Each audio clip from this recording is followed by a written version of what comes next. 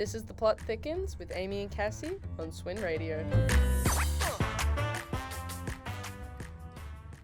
This is Amy. And this is Cassie. It is 3 p.m. and you're listening to the Plot Thickens on SwinRadio. We read and discuss creative writing live on air and discuss it every Tuesday at 3 p.m. We've got a very special, guest. episode today. Got a very special episode. Would you like to introduce yourself? I'll say hi. Hello. You sound like you're being held at gunpoint a little bit. No. I'm very excited to be here. And who are you? I'm Maxim. Any other details I should? And Max wrote Achilles of Carrion Pond, which if you're long-term listeners, big fan of the show. You will know that Max wrote Achilles of Carrion Pond, which we read and discussed in episode 4. Yeah, our best episode in my opinion. Actually, it is on YouTube. It's my best really? episode. Is it the other episode you've ever watched? No, I watched Aaron's one. Oh yeah, well. you did. Yeah. Send me a screenshot of that. Yeah. It was beautiful. So, today is a little bit more special because we're going to be doing an interview after reading excerpts from Max's story. Good. You're Good. quickly. You gotta learn like the mini clap Learning. that we do. Okay, well, do we just want Wait, before we start, did you hear, because like, Do I? did you hear the intro? Like you guys talking in the intro? Oh, like, never mind. we'll figure it out Yeah. later in editing. It's fine. Okay, I'm gonna be reading today. Yes. So, this is the chapter 1 of Achilles of Carrion Pond, which we did not read initially. So, chapter 1 of Achilles of Carrion Pond by Max Shortus. The call to adventure speaks to all creatures, great and small. It garners no favorites amongst God's creations. It speaks no language, makes no gestures, and emits no scent. It speaks to us in other ways, in dreams, in song, or in the eyes of the loved and the loving. It speaks and it will find you. Whether you listen is up to you. On this day, adventure calls out to Achilles the frog. Achilles lives by a small creek in a big forest. He looks very much like a frog, with slimy green skin and long skinny legs perfect for jumping. He is small enough for you to pick him up in your hands, but not so small that you'd want to. He even has 2 small frog children and a lovely frog wife. Of the many creatures in the forest, he knows few, but he knows those few very well. It would be safe to say that Achilles the frog enjoys a happy, if inconsequential existence. I'm sure you're aware of how a frog like Achilles gets around. He does not step with one foot in front of the other. He leaps and bounds with all 4 limbs soaring through the air. Do not mistake this boldness for reckless abandon. He does not leap without looking. Leading with the tip of his sword, he pounces with thoughtful intent, leading with his heart. On this fine morning, his heart led he and his 2 daughters to the pond at the end of the creek. What shall we do today, Father? Questioned his youngest Jane. Oh, I thought that was, sorry. Oh, we can go find Jack and have him chase us across the lily pads again. Asked his eldest Eurydice. She had a big crush on Jack and was quite convinced of her cunning in hiding this from Achilles and Jane. You just want him to chase you around so he can give you a big kiss. Teased Jane. I do not. Do too. Do not. Girls, please, it is such a beautiful day, and all that bickering might just scare it away. So what are we doing today, Dad? They asked in unison. Oh, something wonderful, my loves, Achilles said, with the sweetness of black maple sap, as he pulled a long, slender stick from behind his back. Fly fishing! This embellished reveal failed to elicit the desired reaction from his daughters, who instead offered only pouts and moans at the prospect. Come on, girls, this will be tremendous fun. 'Twas my favorite thing to do at your age. My father and I would spend hours by the pond. My only worry is that we might have too jolly a time and frighten away all the flies. This compelling plea fell on absent ears, as his daughters had already hopped halfway home by the time he'd finished knotting his pole. Maybe they're right, he said to himself. Maybe fishing isn't for them. I just wanted so badly for them to have what I had with my own father. Okay, I shall catch us some dinner, then I'll invite that Jack fellow over. Eurydice will surely love that surprise. Achilles set himself down by the pond, coated his lure in sweet sap before casting it out over the still, murky water. There was a severe lack of buzzing in the air, and Achilles noticed how unusually quiet the pond was that day. The muddy bank was devoid of any life, no friends washing their clothes or children splashing about, only the rustle of the grass and the whistle of the wind. And this is where the rest of the story that we read comes in, which you can listen to episode 4 on my YouTube channel, SwinRadio, on youtube.com. But there is also a little bit extra at the end, which is chapter 5. So I will read that now as well. Chapter 5. To Achilles, the northern swamps were very much like the moon above. He knew it was there, could tell you a few facts, and point a straight line towards it. But actually maneuvering himself there was a different story. The best idea he had was to follow the Barwon River, which he knew in near enough certainty flowed in a vaguely northward direction. Achilles hopped along, following the sound of the busy stream down to its bank. The sun had lazily made its way fairly high in the sky by then, as Achilles' muscles ached and throbbed after a long, arduous night. This was a relatively quiet portion of the river, surrounded on all sides by tall grass and a soft breeze. Achilles judged the speed and ferocity of the water and deemed the conditions acceptable. He leapt far out onto the furthest lily pad from the bank, raised his newly liberated weapon of glittering silver, and cut its stalk.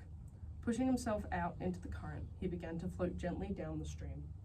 I remember this stream, Achilles thought to himself, as the white noise of pain in his muscles slowly subsided. This was where Jane was born. He missed her dearly. He missed all of his family. He missed the way Juliet would wrap her arms around him and take his face in her webbed hands. He missed the way Eurydice would gorge herself at family dinners. He even missed how his two girls would bicker and argue until their tongues were tied in knots.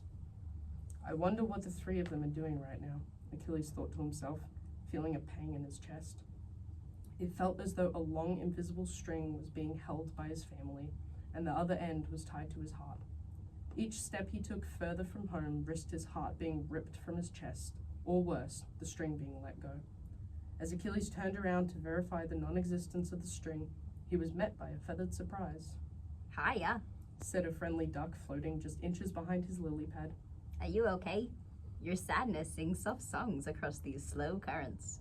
What? Are you magic? Achilles asked with both fear and curiosity in equal measure.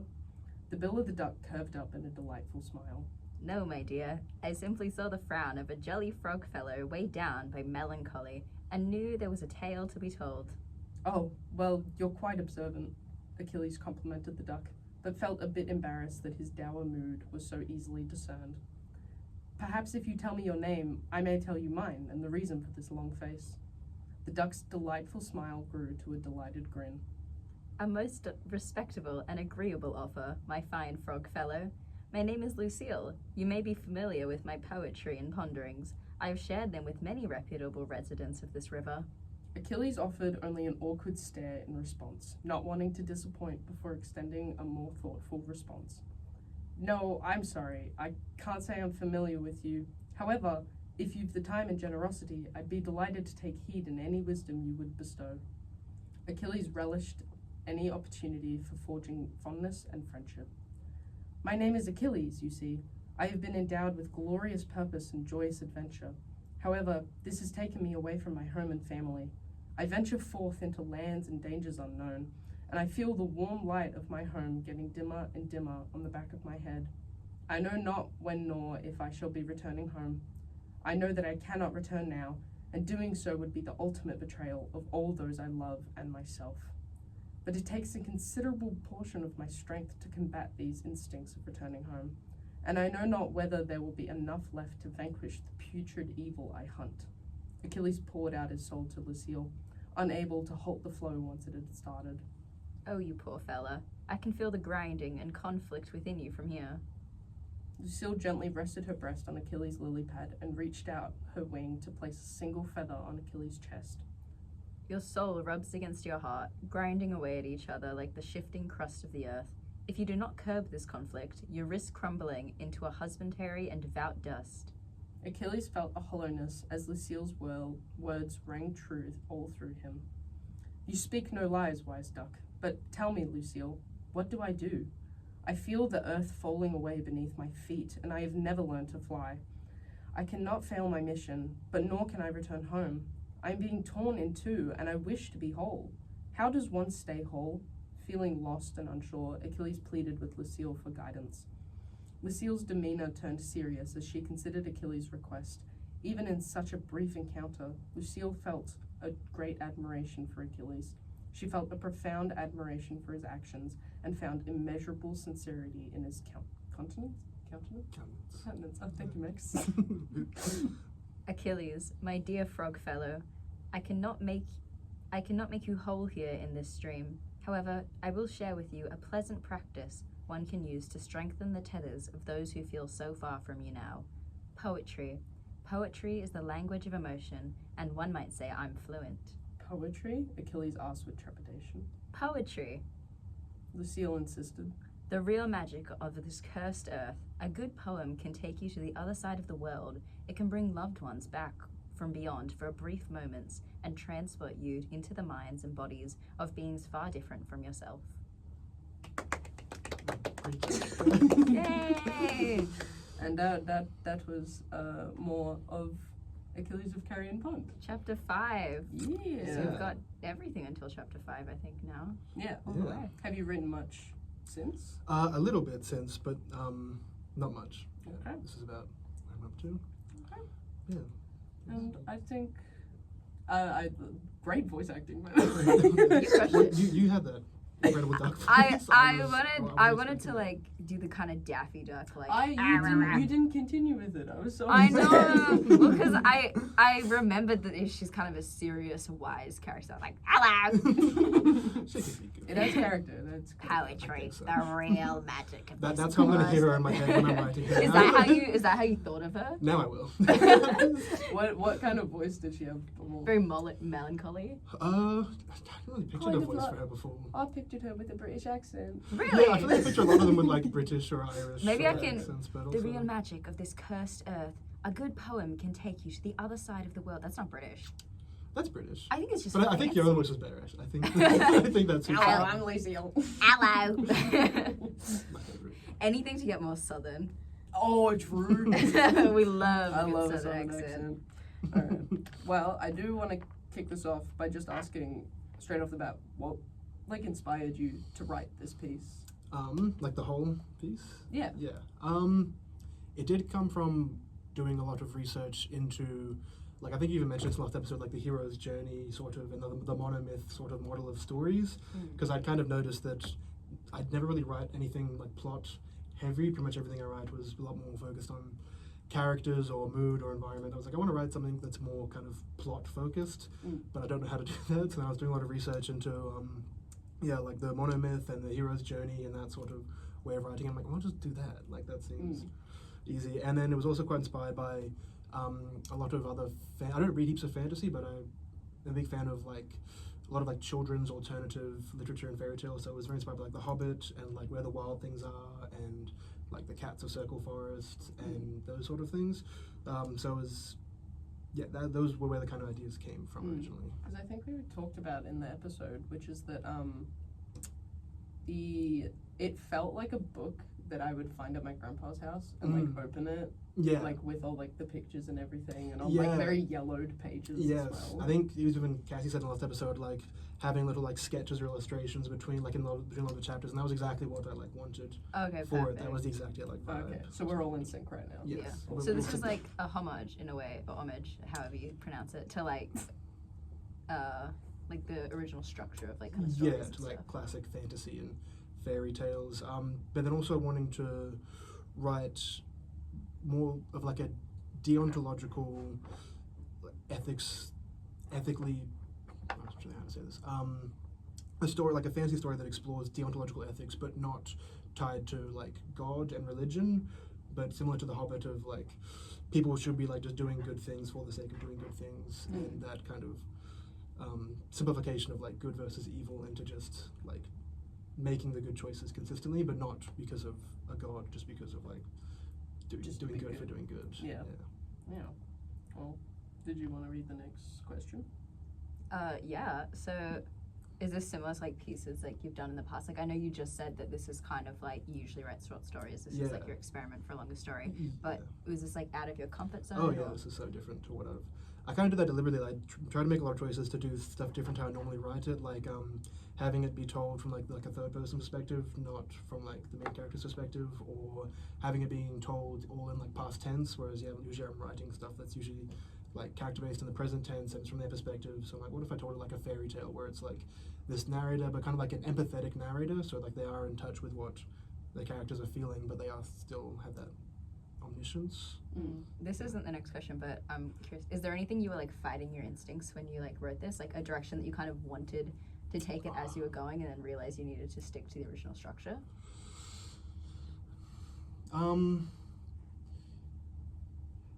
Yeah, but I feel like it's a lot of the smaller things, because this is still, I'm still in like the first draft stage, so a lot of these are like just the first idea I've had, and I'm trying to finish it before going back and making any big changes. There are a lot of things that even reading through that, I'm like, oh, like I don't agree with that actually. I wouldn't have brought like a notebook and paper. Honestly, like I had this here and I wanted to write it down, but I'm like, no, I want to like lock it in case you had any more lines. Yeah, exactly. I couldn't remember. It's like, did I talk again? Yeah, you the 6 asked lines. Me before we came in, we were establishing who was going to read what, and I was like, oh, Max, you read like Jane and Eurydice, and they were like, what, do they have lines? And I was like, you wrote the story. What do you wrote mean? this. Yeah, I did. Embarrassing. Well, I can ask the next question. Yeah. Which Big I've frog made bold and It's green. bold and green in the dots. It's the most so- important question. And I have a little smiley face. I am a next to big it. fan of frogs. We haven't asked the question yet. She just asked. Oh, sorry. Sorry, jumping. I back. will ask again. Big frog fan? Oh yeah.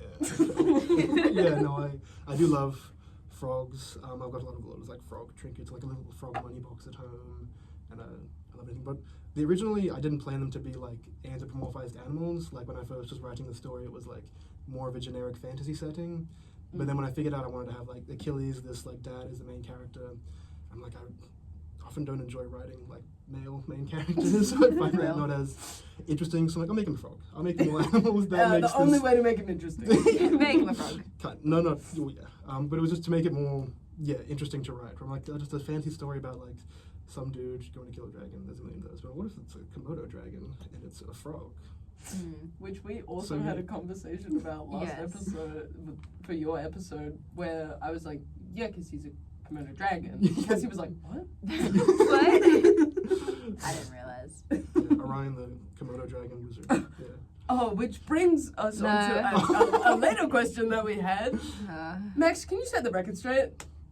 Orion or Orion? It's Orion. Yeah, I knew it. I knew it. Sorry, Orion, Cassie. for people who You watch... can keep pronouncing it Orion if you want. For people who watch Campaign 1 of Critical Role, you know why I said Orion. I've also never heard of the name Orion. What about Orion Pax? It's Optimus Prime's original name before it became Optimus Prime. I'm not a loser. I but don't Critical Role. That's for I like cool Critical Role. people. I do like Critical Role. Is that Transformers? Optimus? Yeah, that is Transformers. I know Bumblebee. Hell yeah. And I only knew how to pronounce it because I searched it up. So you kind of 3 levels right now. Do you want to ask? Yeah, so what kind of made you want to write actually write such a traditional story? I guess, like I said, wanting to explore something that I hadn't done before, and that I read a lot of as a kid. Because like I said, I don't read a lot of contemporary fantasy, but as a kid I loved a lot of fantasy stories and fairy tales, so it was kind of tapping back into that, these things I used to really enjoy when I was younger, and trying to replicate that feel, definitely wanting to emulate that nostalgia. It's almost in a way kind of reminds me of Grimm's fairy tales. Yeah, that's a little definitely bit. because I definitely wanted to strike that tone of that whimsical sort of fairy tale children's story, but also some of those darker and more mature themes that you'd find in a lot of fairy tales, like the Grimm stories, Brothers Grimm and stuff. So yeah, that's definitely the sort of tone I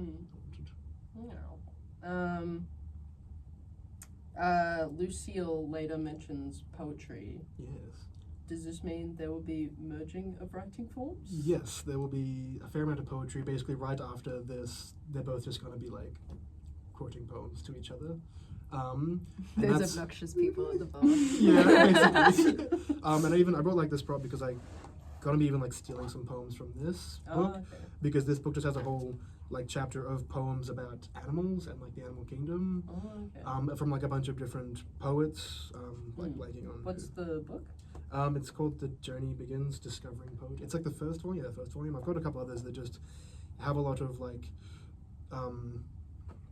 simple and like elementary poems about basic.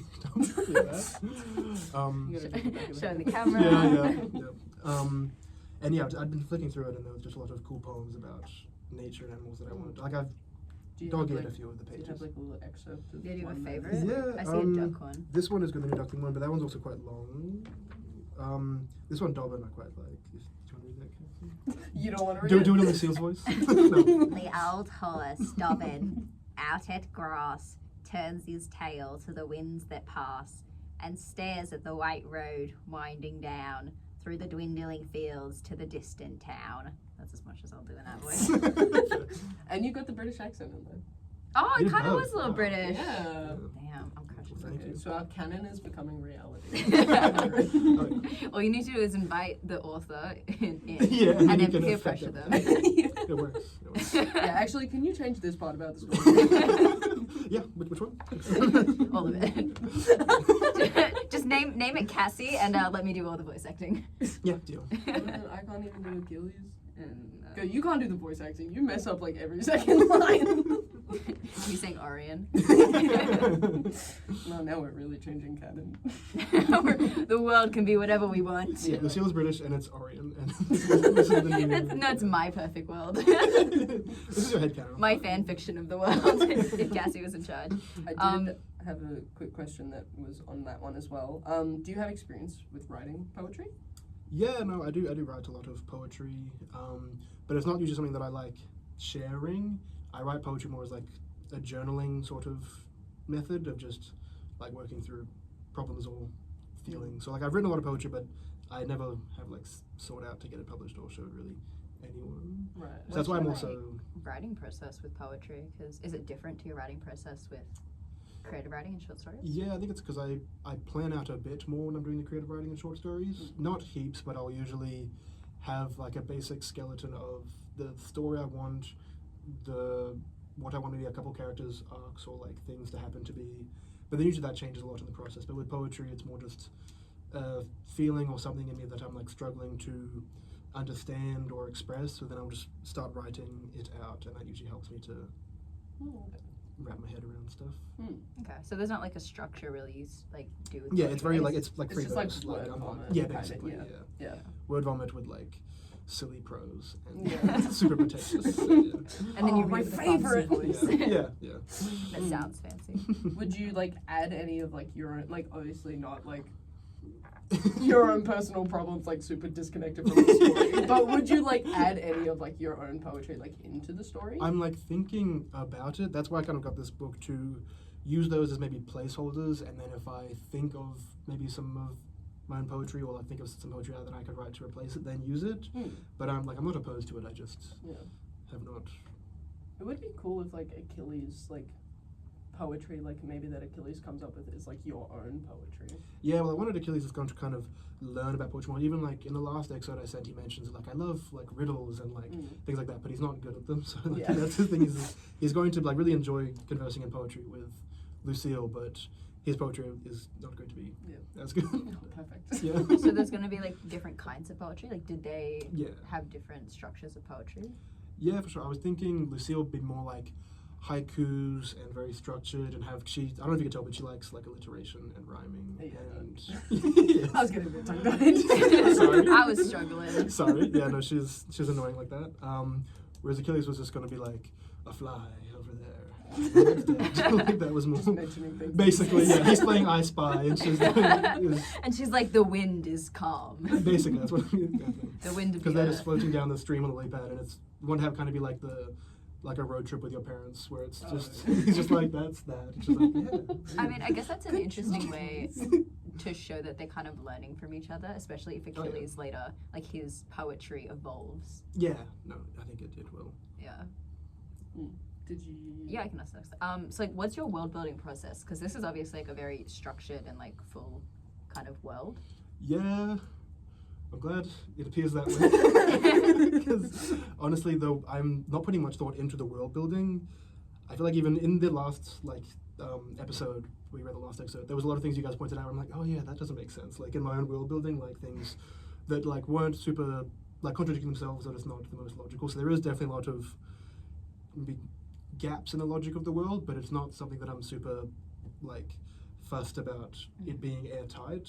Because like I said, it is very much inspired by a lot of those alternative and like children's fairy tales and stuff, where like those don't have like Silmarillions or like super extensive world building. It's just kind of weird stuff that hopefully makes sense if you don't think about it too much. Yeah.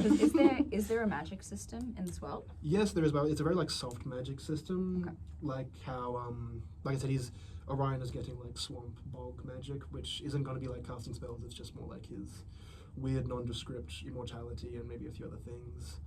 And like the lady in the pond as well, like that. I'm most interested in her. Yeah, Yeah, it's meant to be me too, very yeah, sort yeah. of vague, and there's even like a line where Achilles like he imagines the voice to be coming from Yeah. the skeleton. So I didn't even want to make it like super obvious that if it is coming from her, or if it's just maybe speaking through her, or like she just happens to be there and it's something else talking to him and he's projected it onto this. So I wanted to make it, and like how he asked Lucille like, "Are you magic?" because she could tell that he's sad. Like, so there is magic, but it's not super, defined. Or, Yeah, and it would be cool as well, like with a magic system, like sort of setting up like maybe like social class system as well, because maybe Achilles isn't as knowledgeable on magic. Yeah, because no, he's from the swamp. Is that what it is?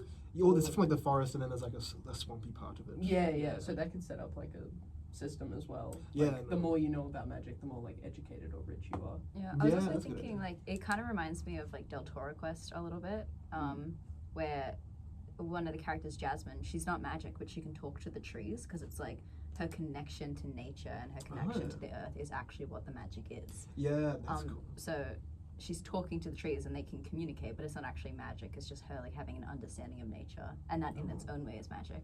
So that's kind of how I pictured the magic system a little bit. Yeah, it's definitely in not this. vague Where- like that. Yeah, it's more like an underlying magic than like Exactly. an actual system. And I also wanted to be kind of insinuated that the goodness inside of like Achilles is a kind of magic. Like it's not that he's going to be like shooting out lasers, but it is like insinuating that like the goodness inside of you and like the decisions you make can like alter the world around you and what happens in like not as obvious ways. Yeah, Yeah. I like that. Like less magic spells, more Yeah, like exactly.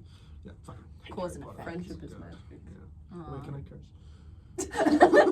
No. I'll leave. Actually, we probably should have told you that beforehand. Yeah, sorry. I'm actually so proud of myself. I have not cursed once on this radio show. I don't think I have either. I haven't. I've been very good. I do notice you. Not you, Joe. Yeah, sorry. No, that's fine. Get out of here. I do actually. The next question is about the woman in the pond. The scene with the woman in the pond sets a very different tone to the rest of the piece. Was this like intentional? Yeah, I did want to be more, I guess, serious and tense, because there is even that like panic of like Achilles really panics for a moment of like, that's a lot to ask of me, the responsibility. So I did want it to feel more, not real because he's a frog, but like more stakes, more is at stake in that scene. Is any level of that seriousness going to be carried? Like, or is it only going to be scenes with her? No, there will be other like serious elements of the story, like definitely towards the end. But yeah, definitely wanted to get that balance between like the lighthearted and the serious. Like even like the chapter 4 before he meets Lucille was more serious, probably like too serious.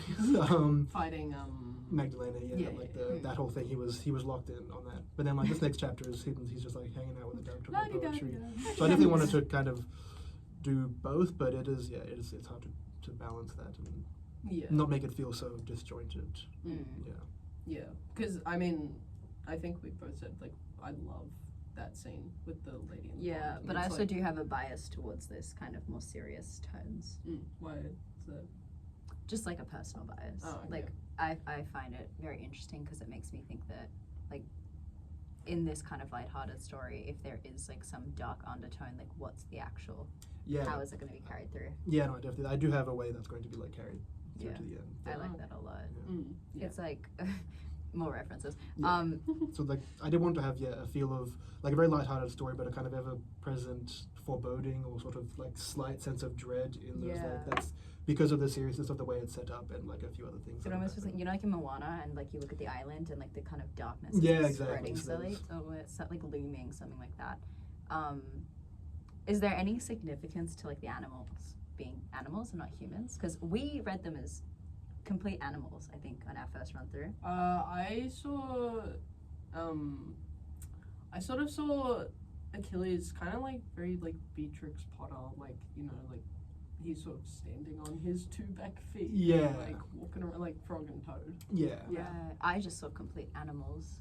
Yeah, I think there is I haven't done as good a job making it clear because there are even lines like where it says like you can pick him up in your hands, like does make them seem more animal-like, but then like he's fishing. Yeah. Like, Yeah. I think Throwing swords around. I probably do need to like make it more clear, but I think it is. I think it's more of that like Frog and Toad. Like in my mind, Achilles has like a corduroy vest on. for most of it, but like no pants. He's just the vest. Well, yeah, as Yeah. frogs should be. Yes, As it exactly. should be. And yeah, like I imagine them walking around on 2 feet, but then still, like I said, like they still hop. a Yeah, bunch, yeah, like, yeah. but they are a bit more anthropomorphized, I think. Okay. What is Juliet wearing? What is Jane and Rizzy wearing? Jane and Rizzy In wearing? your head? One is wearing like Jane's wearing like a little like tutu, and Rizzy's wearing like really big jorts and like DC shoes. Oh, Like, Oh, it's a little more edgy. yeah. But, I hadn't thought about what Juliet's wearing. I kind of picture like a milkmaid kind of dress. I don't know why. Yeah, I'm picturing I guess something similar as like what the lady in the pond was wearing, of like some Oh, like the thing like billowy white. white billowy, dress. flowy something. Yeah, no, it's, Do you it's what just want to think buy a billowy white dress? about. Oh, I have one. We all need one. Yeah. Projecting great. onto my characters the Yeah. outfits that I want. Exactly. Mm. Yeah. Yeah. Is there anywhere in particular that the inspiration for the characters come from? Like individual characters. Yeah. Um, yeah. Talk us through. Yeah, Achilles is definitely. But I'm sure we've like a pretty common experience of just having those people in your life who just are like so like good and pure to the point that it's kind of annoying. Where it's like you just always do like the right thing, huh? Like you just. So it's definitely inspired by maybe like an aspiration of mine to be like those people who I've known who I have that admiration for, where it feels like just pure goodness in them. Yeah. But that can also get people in trouble, like being good and truthful is like a fault. Yeah. Would that play into it at all, potentially? I think so. He definitely has like some naivete, but I think it helps more than it hurts. Like he is not rewarded because I think he'd be like rewarded for being goodness, but him being good is kind of what helps him through the quest. It's like what makes him successful. Yeah, it's like an interesting question because in a way, like being good and accepting the quest is what distanced him from his Yeah. family, but it's also going to save Because it's also about like sacrifice. But then that's how I wanted like this chapter to be more on like that, the emotional toll of him like actually going on this Yeah. quest because it is a big undertaking. But I guess it's also like a nice message of if you are a good person, you will surround yourself with good people. Yeah. Like Juliet, who Exactly. even despite this whole ordeal, like trust him enough to like Yeah. go Like, live his life. Yeah, Juliet, not inspired, but is named after like a very good friend of mine who also like they are also a very good author and writer. But the character wasn't so much inspired by them. But I wanted the relationship to be just the most like healthy, happy sort of relationship, like in that they have like just really good communication and know what each other want, and not have any sort of the conflict be between them. Yeah, it's them versus the problem. Yeah, exactly. Them They're versus a the team. world. Yeah. I also didn't want to like remove the wife entirely because I feel like I see that a lot in fantasy stories where it's like the guy's going on an adventure and then the wife and children aren't so much involved in it, which I tried to do, and then like they had the conversation before going, but then you guys even pointed out like the kids still didn't really like have a conversation. But then The kids didn't care. Yeah, I think that's more my bias of like I Yeah, don't really like kids very much. I So. got a message from Max afterwards being like, "Oh, I think my my bias like against children really shone through." Yeah, Like, I love my wife and my kids. yeah. And then my Like he's a good dad, but I don't know how to like what that would look like. I have a great dad, but like I don't know what it's Dad, hard we for me to, promise. like emulate that. I'm like, what would you say to like a kid that you are about to leave. Yeah. Possibly forever. Yeah. You can't even ask the dads. Yeah. So instead, they're just gonna sing. Yeah. They're more like cartoon characters. Yeah. They're a bit, yeah. Yeah.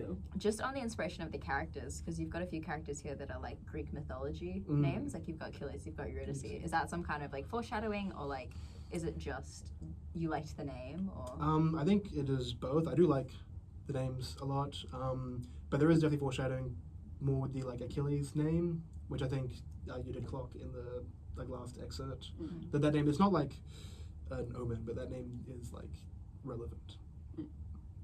And also just to kind of emphasize the kind of myth and hero's journey and legend of it. Just have all like the characters' names from like Greek mythology or from like Shakespeare's works and stuff. So this is kind of like inspired by a lot of different things. And you've got like the fantasy, and then kind of the Greek mythology, and then like the Shakespeare. Yeah, definitely. Just giant merge of everything together. Yeah. I Was- have no focus. It's all just chuck it all in there. Everything goes in. Basically. And you get one, and you get one. Is Magdalena like inspired from anything? Kind of, in that I just thought magpies like collecting like shiny objects. I'm like, that's dragon bait. Like that is like the dragons do that. So like that'd be a cool, and also like the swoop that But kinda- magpies are the enemy. Of exactly. every Magpies are Australian. especially when you're a kid, and they're like swooping on you when you're Biking season. riding your bike to school. So and because it was like inspired by those kid stories, I'm like, yeah, as a kid you'd be like scared of magpies, well, not scared of magpies, but they are like a more relevant part of your life. Yeah. So I'd wanted to, this magpie is basically a dragon, Yeah. but like a little one. You In gotta a get all the dragon's Aussie fears in here. Yeah, I try to put like a few like more Australian references into it, but then also like I think you guys even said like it feels more like it's set in the UK maybe, but then also like Komodo dragons are from Yeah. like South Asia, so like I want to put some Australian references in, but it's still kind of all over the place. Yeah, we spent a whole episode like searching up like how long do frogs live? Being really specific. Yeah, with so like it. there's not very much like verisimilitude in the story, in that like it's not meant to make. Yeah, well, I think Heaps of there's like sense. American magpies as well. I don't think they're purely. I think there's just different. Yeah, but I types. definitely type. wanted to feel more Australian with like the magpies and swooping. like and the swooping and like the name of the sword being like Wichita after like Wichita grubs, Ah. which I don't know if you get them in Victoria, but that was definitely like a thing when I was a kid. They're like these big, really fuzzy like caterpillars that when they crawl on you, they leave like a rash and they're really like itchy. And we used to have them at school. That was You should throw a that was big reference of problem. like bindies in there. Yeah. Yeah. Or like some An white ibis. ibises. Yeah. Yeah. The final, No.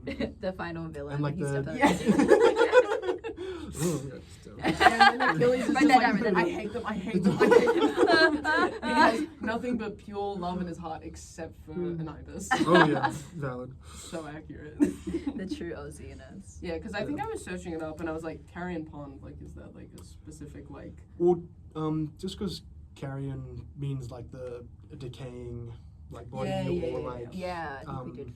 like a decomposing Mm. kill or corpse in usually in like nature, so it is more referencing that lady in the pond.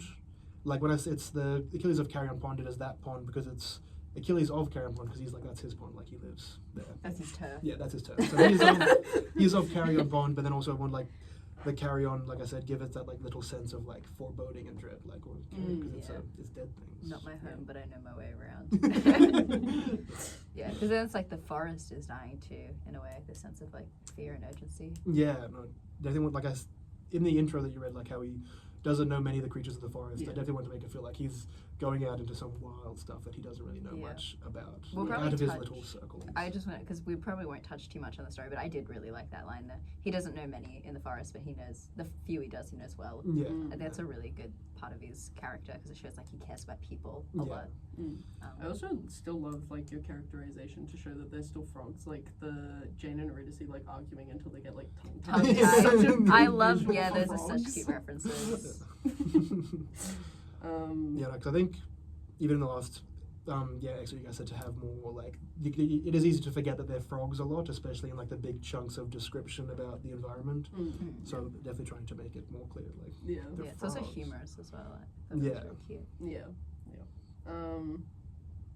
Whose turn was it? You're reading the one I've Is it? highlighted. Okay, good.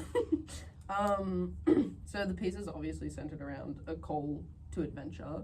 Is this inspired by anything like in your real life? Or... I know we're gonna ask about my real life. That's, oh my god. Yeah. I guess the way I wanted the call to adventure to be, it is kind of spoken of in the opening, like the chapter where it's like the call to adventure. Like everyone gets a call to adventure, but it's like you got to listen for it. So it's definitely inspired by that. Like if you're waiting for like a call to adventure, like some wizard to come up and be like, go do this thing, that's not gonna happen. But if you just listen for like if you listen to the world, like, and you know what you want to do, like it'll tell you where to go. Is kind of more what I wanted where that idea for the call to adventure came from. I really like that. That's really cool. That sounded so insincere. That was great. That's so really cool. No, I So do. cool. I do really like that. Cassie hates Cassie hates it. I do like that a lot. I didn't get that reading the piece. Yeah. Which was, Then what's Juliet's call to adventure? yeah. Don't say being Being a wife. Being a mother, the Being hardest a job mother. there is. It's all she's and ever the wanted. most rewarding. Supporting her husband in his endeavors. Yes, the best thing a wife can do. No, I don't believe that. Yo, we got that. I'm gonna clip this. No. Yeah, well, there was even, it kind of ties to something you guys also mentioned in the last episode, where the past of Achilles and Juliet, like if they have done this before, or if they are previous adventurers, or if they have done much. So I did want to have it like hints to, which I haven't really got to yet, but hints to Juliet having a past as an adventurer, but not so much Achilles. So like Juliet has done adventures, and that's why Achilles is like she knows what's going on. Yeah. She's like She knows what's up. yeah, like No, that's cool, and then that gives so much more reason to why Juliet is just so chill. Yeah, that's why she's basically like, it's your turn now. Like, yeah, like, Yeah. I've done this, you go. Hey, go on, get out of here. Have fun. Like, Sorry, it looks like I'm looking up something random, but it's just made me think about Hollow Knight. oh, nice. Because there's a character who goes off into the mines and like writes maps and stuff and explores the world, but then his wife is at home, and they were both adventurers, but now she stays back at the house, and she has this like urge to like go fight with him and like go with him. Do you think Juliet could ever have that kind of like instinctual pull if she was previously a warrior? I think so. I have even been like trying with the idea of having a chapter in the book later just be about Juliet, like what she's doing at home while Achilles is like off doing whatever he's doing. And having that be about her thinking like, should I go after him and help him, or should I like trust him to do this, or like, will he succeed? So but I don't think she will go help him, because he's also going to get not just Lucille, but there are other people he's going to meet along the way that will also like help him in this quest. So I don't want to have it be like a whole ensemble like following like a adventure party going along with him. Yeah. I mean, without influencing the story too much, it could be, if the forest is dying, then something could be happening back at the house, and Juliet's like protecting. Yeah, that's a good idea. So you still get a scene of like Juliet being Write a that warrior, down, write that but, down. Like but a there's a burning scene of of the her Shire like type. protecting children, Yeah. and all that kind of stuff. And then And she can get some her- action. Yeah, her It's inner an action. adventurer comes out. Hell yeah. Yeah. She's got how old are the children? Like Pretty young, like maybe like in frog years. In frog years old. well, they Yeah, only human survive equiv- like 5 Yeah, years. they survive 5 yeah, years. human equivalent like 7 and 9 or so. Like they're pretty young. Oh, okay, right. 9-year-old in jorts. Yeah, that's who Jorts are for. True, I forget that like the 20-year-olds took over, and we wear children's clothing now. Yeah. we suck. Whoops. The next question is for me. Who is Jack? Is he a frog? Yes, he's another frog. He's probably not going to show up again. Oh, Being one honest. time thing. I feel like that Was just Jack gonna- a favorite character of yours, Amy? You seem disappointed. You want to see Jack and I got you're gonna really see, attached. Like, yeah, oh my god, yeah. We lost Jack. Bring him back. No, that was just more for the joke of like Achilles being like, oh, my daughter has a crush on this boy. I'll invite him over for dinner. She'll love that. Yeah, like, yeah. Like super oblivious. Yeah. Like, yeah. just a very dad move. I mean, if we cut back, maybe we could have a scene of the mother's fighting, but Eurydice saves Jack. The daughter's learning how to fight. That's fine. This is my world now. I mean, they're all good ideas. So I can Yeah, I'm actually just gonna write a fanfiction between Jack and Arubis. And it has to be canon. And it has to be canon. It will be. Yes! Yes! Yes! High five. Nice. Nice. Well, that's all we wanted you here for. Oh, okay, you This got is the what we rights. do this show for. So we can write fan fiction. Yeah. Oh, yeah. You got the discussion, baby. My bad. Is there a plan for the future of this piece? Like how Like, how long is it going to go? yeah, like how big are you looking? Yeah, pretty. I'd say where we're at now, that's maybe like 20-25% of like where I'm picturing it. Oh, sorry. I totally picked up on. I didn't hear it. Because the way I originally planned, like I said, I write out usually like so I had like a bunch of dot points of like things I maybe want to include or things I want to do, and then I just wrote out on a whiteboard like the starting point and the call to action, what that's going to be, and then just like plotting out a bunch of like things that were going to happen on this timeline and how they would connect, and like events that I wanted to happen, and then just now I'm writing that out. But there's ones that I've like changed or removed already, so I have like a basic idea of the structure the whole story's going to take, but you know, we'll see. Is that your? Sorry, you go. No, you go. Okay. Is that like your process when you're writing big stories? Like, No, I don't usually write big stories. Oh, okay. Like I said, like this is my first foray into anything this sort of extensive. I mostly would just do like short stories and poetry or like short film scripts. But also like I tried to write longer stuff before, but I'm usually just so bad at finishing them. And also I did have more experience in longer like fantasy stories from doing like Dungeons and Dragons and like role-playing games and stuff. So I did used to run a game in like a world that I created that went for quite a while, and then I also like would run other little games inside of that world and keep that whole canon. So I did have like a bit of experience in that larger fantasy storytelling, but generally it's not my usual format. Just my question was. You go. My question first. My question was like, with you saying you're not so used to writing longer stories, you're used to doing shorter stories. Now that you've got like Act 1, Act 2, Act 3 all planned out, do you feel like that gives you more opportunity to do stuff like foreshadowing and like things beforehand? Yeah, definitely. I do try to sprinkle in some foreshadowing things, but then often I will put a foreshadowing thing in and then change my mind on it later and not realize till I've gone back like rereading it like, oh, like that's just not Not true anymore. anymore. So I do put in foreshadowing things, but a lot of them don't pan out, so I don't go too hard on it. But knowing what's going to happen and who's going to appear, it helps not so much with the foreshadowing, but knowing like what each character and event needs to add to the story, so that I'm not like doubling up or like doing the same thing or repeating the same story beats with different like events down the line. Okay. How many? Because you said before that it's sort of, you don't want it to be like following a party along. Yeah. But Achilles like meets people along the way. Like how many of those instances were there? Maybe like including Lucille, like 3 or 4. Oh, okay. But Lucille is the only one I kind of want to stay with him throughout the duration of the story. Oh, okay. So I kind of pictured it in that they're going to like get real close, and then Achilles is going to sort of like ride Lucille as a steed. I was like, gonna ask that. So that is definitely where I want like that to go at some point. Yeah. Because I think that would just be fun. Yeah. And also I like the dynamic of those two characters. I'm picturing Shrek when Donkey is like singing and Shrek's like, shut up! Yeah. It's her just like spitting poetry Yeah. and being He like, wouldn't tell her to shut up. okay. Yeah, he's just going to keep being like, You gotta add like one random grumpy character who just gets absolutely sick of Sick of the those poetry. two. oh no, there will be. Awesome. Yeah. Just like, oh my god. Again. Yeah, like I think the character, well, I feel bad like spoiling stuff, but do you mind if I just like say what Yeah. Okay. It's your story. The next like kind of character I wanted to introduce is going to be like Orion's ex like girlfriend, who is like a jungle cat of some sort, and she is going to be like really grumpy. So there's and mean interspecies and- relationships. Yeah. Yeah. I guess. Is Orion, like, is that also inspired from anything, or is it just like, or is there mostly just like a concept of them, right? Because More you just said like- you don't do male characters as well. Yeah, no, I don't. And also, Unless they're evil. unless they're evil, Evil. or gay. This is no. He could be both. Yeah.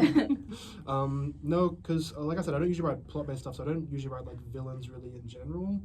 So this was more my attempt to write, because Achilles is not super complicated as a character. Like he's Just like a a good good guy. person. He's trying to do good things. So I wanted to have the opposite of that, which is that Orion is just going to be like an evil asshole. Yeah.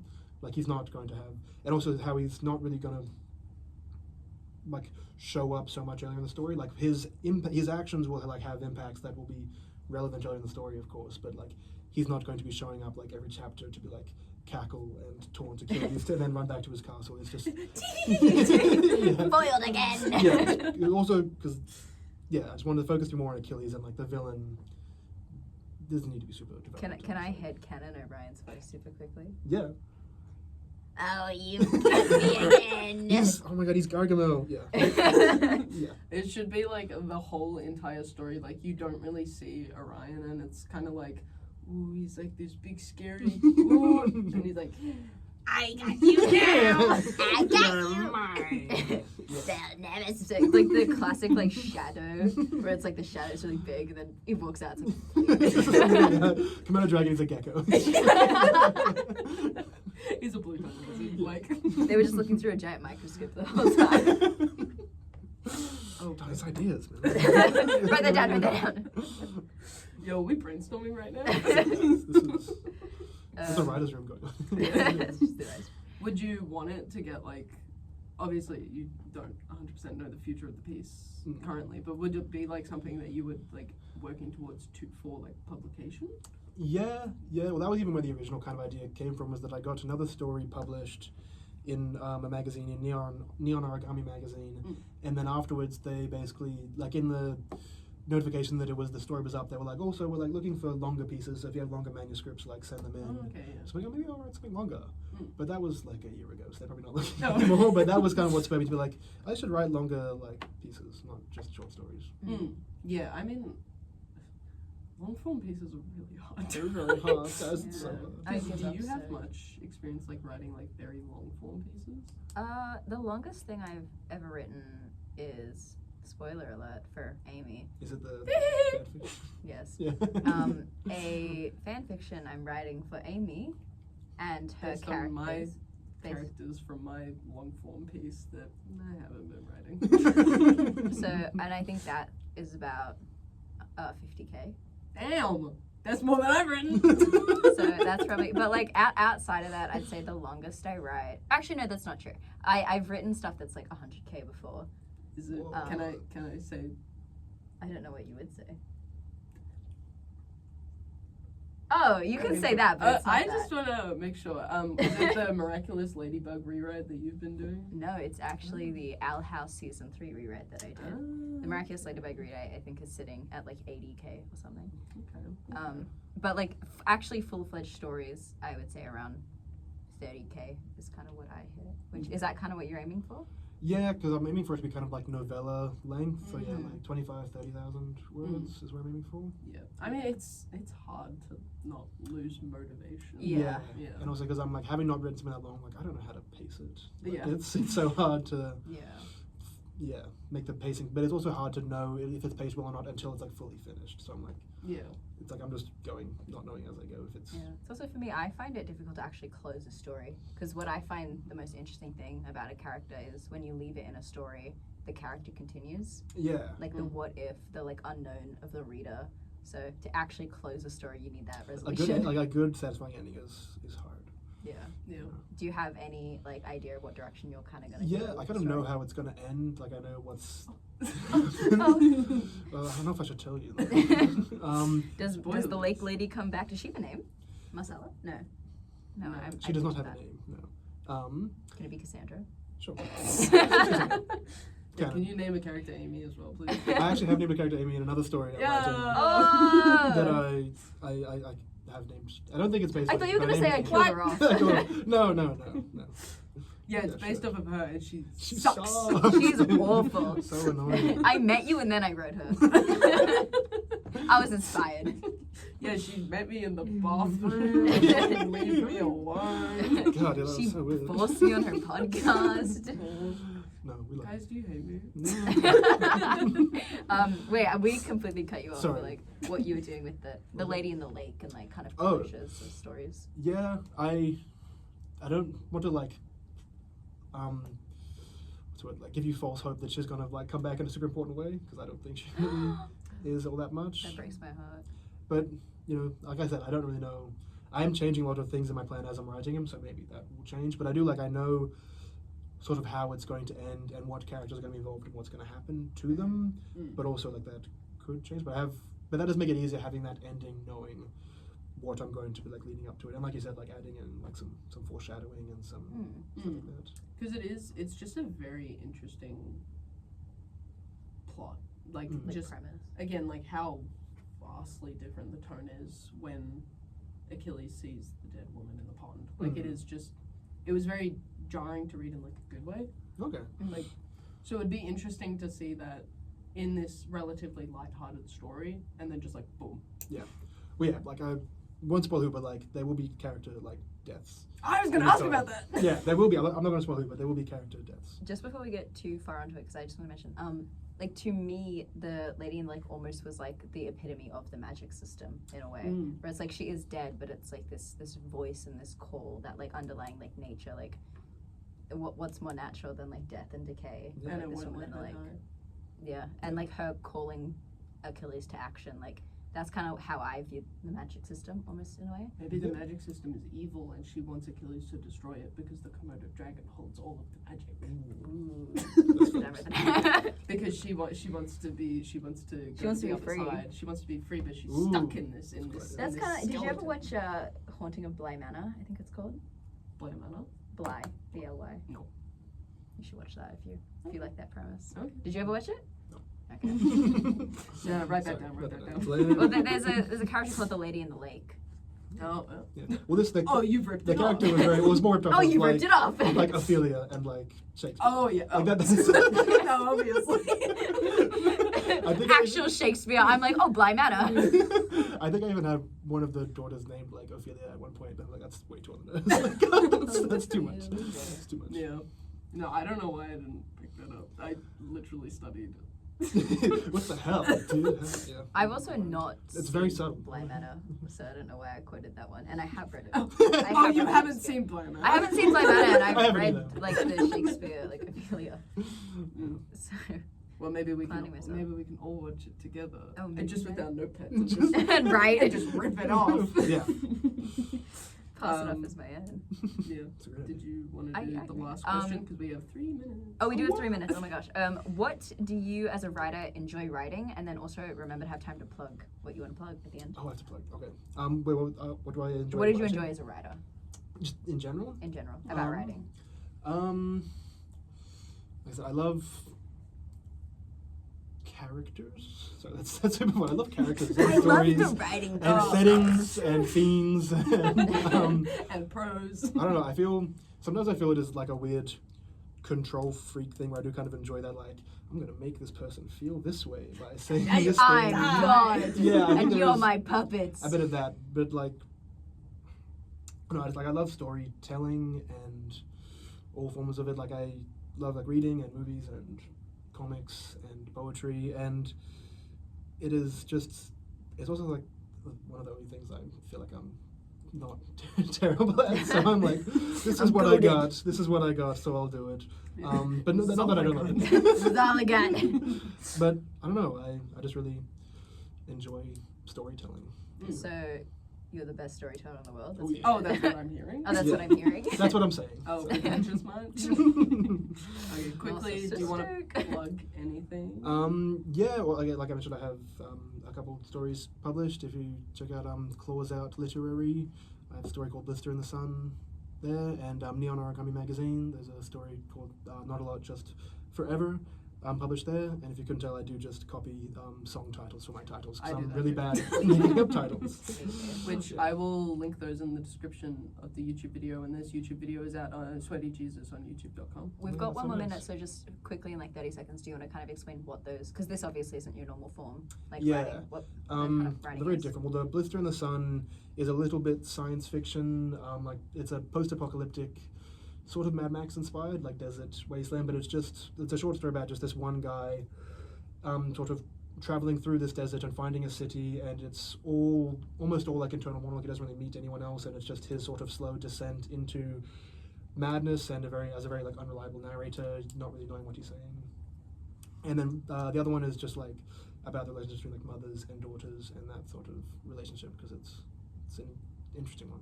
Yeah. Well, Oh, thank you so much, for coming Max. on, Max. Thank you for having me. This was a lot of fun. This was actually, This this was so is great. Can we just keep hanging out after? Stay in the studio. Yeah, we'll stay on air. Just over the music. Never leaving. Well, Got 10 seconds on the clock. Anything you want to say, Amy? I really enjoyed this. Tune in next week. We're going to be reading something else. Amy, I love you. Can we beatbox? Outro! SwinRadio. SwinRadio. SwinRadio.